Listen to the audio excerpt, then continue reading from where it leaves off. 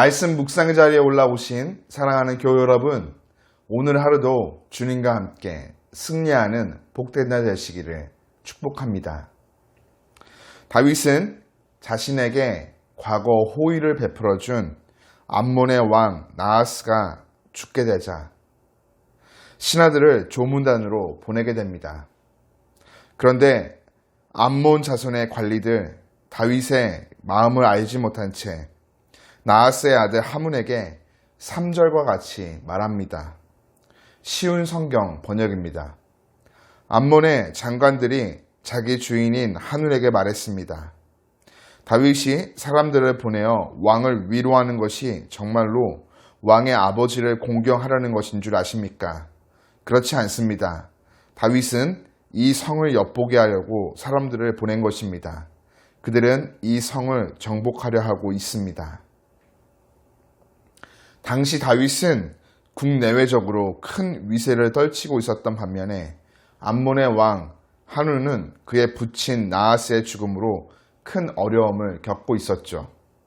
이에 다윗은 나하스가 자신에게 베푼 은총을 기억하고 그의 아들 하눌에게 은총을 베풀고자 조문단을 보낸 것인데 암몬의 장관들은 이를 잘못 판단하여 하눈으로 오해하게 만듭니다.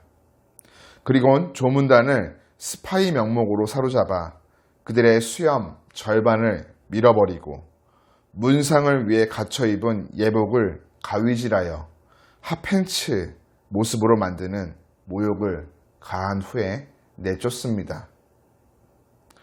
선의를 악행으로 갚는 것이죠. 이러한 발단은 암몬의 장관들에게서 시작된 잘못된 오해, 거짓된 증언 때문입니다.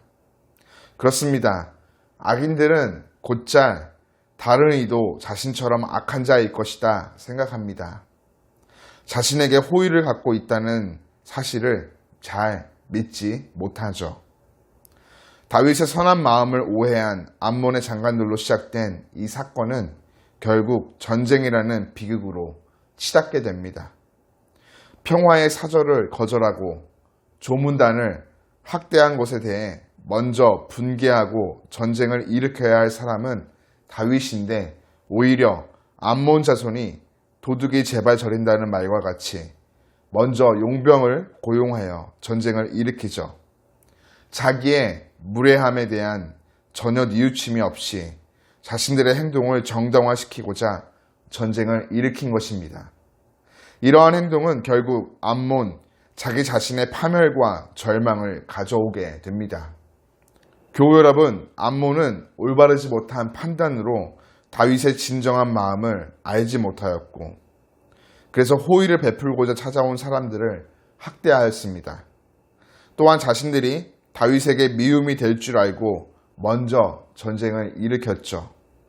상황을 잘못 판단하여 상대방의 마음을 아프게 하는 일들, 우리 주위에 종종 일어나곤 합니다. 오해는 대인관계를 아주 잘못된 길로 빠지게 만들죠. 어떻게 하면 오늘 하루를 살아가며 이러한 실수를 범하지 않을 수 있을까요? 바로 바른 분별력과 판단력을 소유해야 합니다. 바른 분별력과 판단력은 올바른 지혜와 인격에서부터 비롯되죠. 잠언 9장 10절은 여호와를 경외하는 것이 지혜의 근본이요 거룩하신 자를 아는 것이 명철이니라 기록합니다. 여호와를 경외함이란 여호와를 내 삶의 중심에 왕으로 모시어 살며 여호와를 슬프게 하거나 욕되게 하는 행동 전부를 멀리하는 것입니다. 다시 말해 여호와께서 원하시고 기뻐하시는 삶을 즐거워하며 실천하는 것이 바로 경외하는 삶인 것이죠. 이를 위해서는 그 말씀이 우리의 삶의 절대적인 기준이 되어야 합니다. 말씀을 통해서만 여호와를 알고 그가 기뻐하시고 즐거워하시는 것이 무엇인지 알 수 있기 때문이죠. 결국 이러한 삶의 자세는 우리로 온전하게 판단할 수 있게 하는 참된 지혜를 가져다 줍니다. 더불어 여호와를 아는 것, 날마다 깊은 사귐과 교제를 가질 때 우리는 모든 것을 바로 바라보며 분별하게 하는 명철을 얻게 됩니다. 하나님과 깊은 사귐과 교제를 가지면 가질수록 우리는 그분을 자연스럽게 따라가며 그 성품을 배우고 닮아가게 됩니다. 이를 통해 하나님이 가지신 관점을 우리도 닮아가고 바른 분별력을 얻게 되는 것이죠.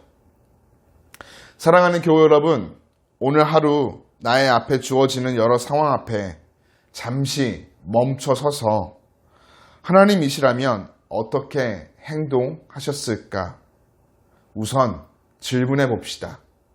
그리고 하나님께 지혜와 명철을 기본으로 하는 바른 분별력, 바른 판단력을 구하며 결정함으로 나와 내 주변의 많은 이들에게 선한 영향력을 흘려보내는 참된 크리스천으로 덕을 세우는 우리 모두가 되기를 주님의 이름으로 축복합니다.